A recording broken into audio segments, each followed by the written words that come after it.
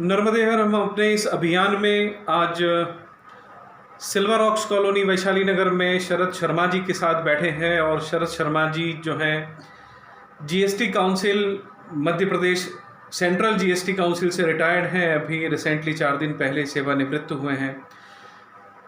देश के लिए, समाज के लिए लगातार कुछ ना कुछ करते रहते हैं। नारमदी ब्राह्मण समाज में एक ब्लड रिलेशन सोसाइटी गठित की हुई है और हर वर्ष इस संस्था के अंतर्गत बहुत सारे आयोजन होते हैं, वृक्षारोपण होता है, ब्लड डोनेशन काम होता है। समाज को आगे गतिशील रखने के लिए मैं श्री शरद शर्मा जी से जानना चाहता हूं कि एक संगठन कैसे समाज को संगठित कर सकता है, कैसे समाज को गति दे सकता है। आदरणीय भाई साहब, नर्मदे हर, इतने वर्षों सरकार की सेवा देने के बाद, इतने वर्षों समाज सेवा करने के बाद आप एक रिटायरमेंट ले लिया है, मतलब समाज सेवा का जुनून और ज़्यादा बढ़ गया होगा। समाज सेवा में नए युवाओं को लाने का अब एक लक्ष्य नया बन गया होगा। मैं जानना चाहता हूं कि वर्तमान दौर में युवाओं को कैसे मुख्य धारा में लाया जा सकता है। नर्मदे हर सभी नारंदी बंधुओं को नमन। जैसा कि हमारे साहब ने बताया है कि युवाओं को एक नए ऊर्जा की आवश्यकता है। हमारे समाज में नारंदी लोग बहुत सक्रिय हैं, हर जगह हर फील्ड में अपना अपना कार्य कर रहे हैं। मैं चाहता हूं कि इन लोगों को एकत्र किया जाए, इनके ऊपर एक नियंत्रण बॉडी हो जो अपने हिसाब से अलग अलग लोगों को आर्थिक सहयोग भी दे, और जहाँ कोई टीम कमज़ोर पड़ रही हो वहाँ उस टीम को आगे बढ़ाने के लिए सहयोग करें। आर्थिक रूप से भी सहयोग कर सकते हैं या शारीरिक रूप से। कई लोगों को जिनके पास समय है, जो सेवा करना चाहते हैं, उन लोगों से संपर्क किया जाए और वो लोग आगे आकर के अपना सहयोग करें। जैसे हमारे समाज में अभी वर्तमान में बहुत सारी संस्थाएं चल रही हैं, ब्लड डोनेशन से लगा करके बेटी विवाह और अन्य कई गतिविधियां चल रही हैं। लेकिन इन सबको हम लोग एक ही मंच से जोड़ दें, ऐसा मेरा सुझाव है। भारत का संविधान भी कहता है कि नंबर ऑफ संस्था, नंबर ऑफ पर्सन, एक गति मिलती है, लोग जुड़ते हैं। हमारे समाज में भी अगर ज़्यादा से ज़्यादा संस्थाएं हैं, ज़्यादा से ज़्यादा इकाई बनाने का उद्देश्य है, तो शायद उससे लोग जुड़ रहे हैं। पर आप अगर उसके लिए कोई एक नया कॉन्सेप्ट देते हैं तो उसके लिए संविधान में परिवर्तन करने होंगे हमारे महासभा के, और महासभा में इतना कठोर निर्णय लेना शायद मुश्किल है। और युवाओं के लिए तो बहुत ज़्यादा। आप युवाओं को कैसे प्रभावित कर पाएंगे फिर इनसे? नई पीढ़ी है, नया जोश है, हर व्यक्ति जो है अपना योगदान देना चाहता है। मैं जिस संस्था से जुड़ा हुआ हूँ उस संस्था में बहुत युवा जुड़े हुए हैं जो ब्लड डोनेशन करते हैं, और उनमें एक उत्साह है। वो अलग हर गतिविधि के लिए आगे आना चाहते हैं।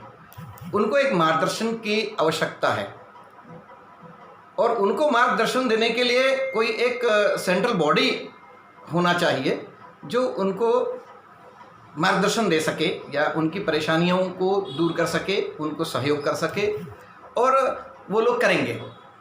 जैसे आज ठीक है, हम लोग सेवानिवृत्त तो हो चुके हैं, लेकिन फिर भी अभी हम लोग उस स्थिति पर नहीं हैं कि हम लोग कुछ न कर सकें या आराम कर लें। तो हम भी सहयोग देंगे। और ऐसे कई लोग हैं जिनके पास समय है लेकिन उनको जगाने वाला नहीं है कोई, तो हम चाहेंगे कि हम उनको जगाएं, हम उनके अंदर ऊर्जा का संचार करें और उनको अपने साथ में लाएं, और उनको हर तरह से आर्थिक रूप से भी और फिजिकल जो यदि किसी से संपर्क हो उन लोगों से बुलाएं, मीटिंग करें।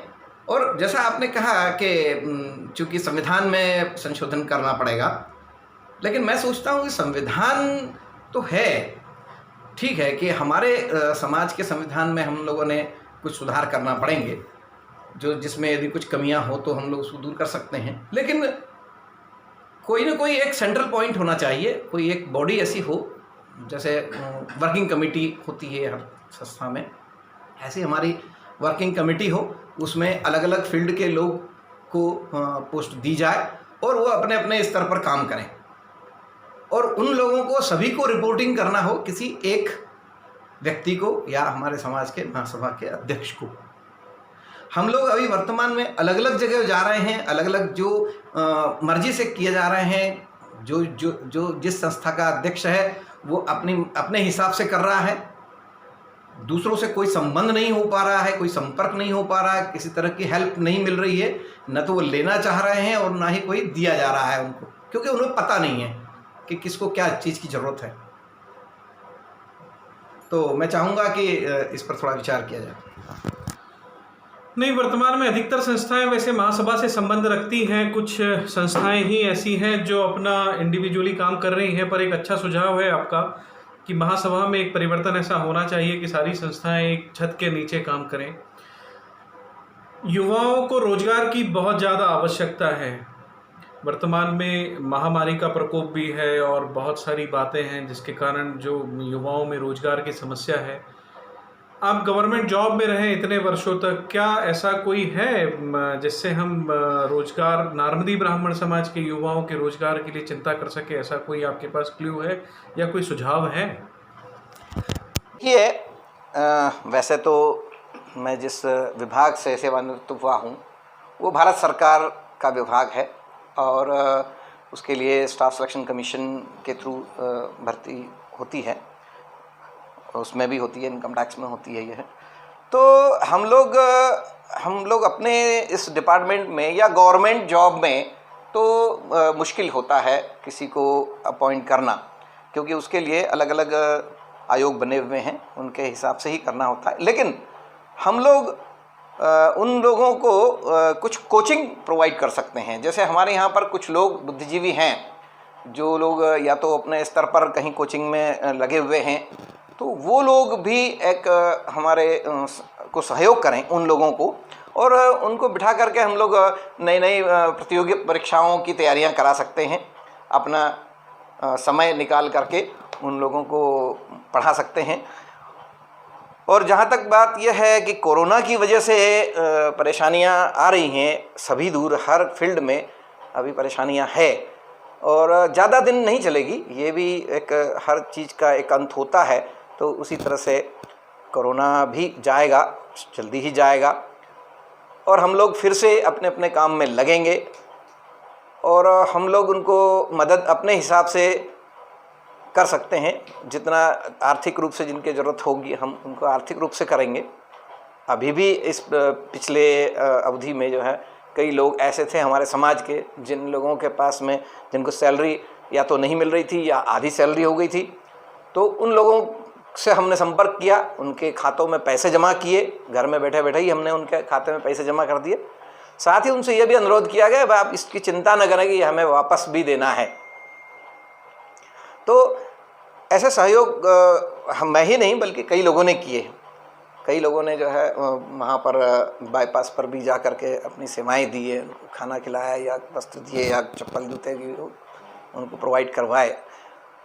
तो ये तो एक कोरोना का संकट है जो कि कुछ समय का है, लेकिन हाँ हम लोग हर तरह से उनको मदद करने को तत्पर हैं।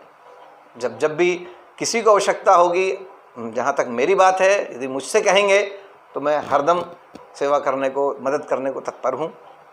और जो प्राइवेट सेक्टर में हैं, प्राइवेट सेक्टर में भी उनको परेशानियाँ आ रही हैं, लेकिन उन लोगों को भी हमारे जो समाज के बहुत सारे लोग ऐसे हैं जिनके फैक्ट्रियाँ चल रही हैं, तो हम लोग उनसे भी जा कर के अनुरोध करेंगे कि भाई इन लोगों को काम दिया जाए, काम से लगाया जाए। जैसे एक हमारे मित्र हैं सुदेश शर्मा, अथर्वा पैकेजिंग उनकी फैक्ट्री है, और ऐसे ही कई लोग हैं जिनकी अलग अलग फैक्ट्रियां हैं, तो वो निजी स्तर पर भी उन लोगों को काम दे सकते हैं और उनसे हम अनुरोध करेंगे। सब ये बिल्कुल ऐसा ही हो, मैं भी ऐसा ही सोचता हूँ। और मुझे सबसे ज़्यादा खुशी हुई आपके पास इस केवसर ब्रांड को देखकर। केवसर एक्चुअल हमारे उपाध्याय जी का ब्रांड है, अश्विन उपाध्याय जी का, और बहुत अच्छा लगा आपके साथ कि हम इस ब्रांड को यहाँ पर यूज़ कर रहे हैं। अगर आप कुछ और मैसेज देना चाहें समाज को यूनिटी के लिए, एकता के लिए और आगे बढ़ाने के लिए। देखिए, एकता में शक्ति है, ये सभी जानते हैं। हर समाज अपने अपने लोगों को एकत्र करके कुछ न कुछ विकास कार्य करता है। तो हम लोग भी एकत्र हों, सब लोग मिलें, समय समय पर बैठकें आयोजित हों, उनमें लोग सम्मिलित हों और हमने हमारी अपनी अपनी समस्याओं का जिक्र करें उसमें। और जो हमारे यहाँ बुद्धिजीवी लोग हैं वो लोग उन लोगों को उस तरह की हेल्प करें जैसा भी उनको चाहिए, हर फील्ड में उनको मदद किया जाए। तो हम चाहेंगे कि जब तक हम लोग इकट्ठा नहीं होंगे तब तक हम लोग ये नहीं कर पाएंगे। वैसे आपने एक और इशू है जो आरक्षण वाली बात है, तो हमारे समाज में ब्राह्मण समाज को हमेशा श्रेष्ठ समाज माना जाता है समाज में, और वो लोग किसी के मोहताज नहीं हैं, रिजर्वेशन के मोहताज नहीं हैं, क्योंकि हम लोग बुद्धिजीवी हैं और हम लोग अपने बल पर आगे बढ़ना चाहते हैं। हमें शासन से बिल्कुल भी अपेक्षा नहीं करनी चाहिए कि हमें भी आरक्षण दिया जाए, क्योंकि आरक्षण एक बैसाखी है और वो बैसाखियों का सहारा आदमी कुछ समय ही ले सकता है, हमेशा के लिए नहीं ले सकता। तो मैं तो ये कहूँगा कि हम लोग खुद अपने क्षमता बढ़ाएं और अपने लिए रोजगार खुद पैदा करें। अंतिम प्रश्न, चुनावी दौर है, महासभा अध्यक्ष कैसा होना चाहिए आपके शब्दों में? महासभा के अध्यक्ष में वही सारी विशेषताएं होनी चाहिए जो किसी एक सफल नेता में होती हैं। एक समाज के हर पक्ष को, उसकी समस्याओं को उजागर करे, उनको ले और राजनीतिक व्यक्तियों से उनसे मिले, संपर्क करें और उन लोगों से समस्याओं का हल करवाएं। और व्यक्ति ऐसे ही व्यक्ति को चुने जो हर व्यक्ति को समय दे सके। समाज के एक कहते हैं ना कि गरीब से गरीब व्यक्ति या एक जाजम के आखिरी कोने पर बैठा हुआ व्यक्ति है, उसको भी बाहर सामने ला करके उसकी समस्याओं को खुद पूछे और उसका समाधान करे। भाई साहब, आपसे इस साक्षात्कार में बहुत अच्छा लगा। समाज को एक नई ऊर्जा मिलेगी। नर्मदे हर।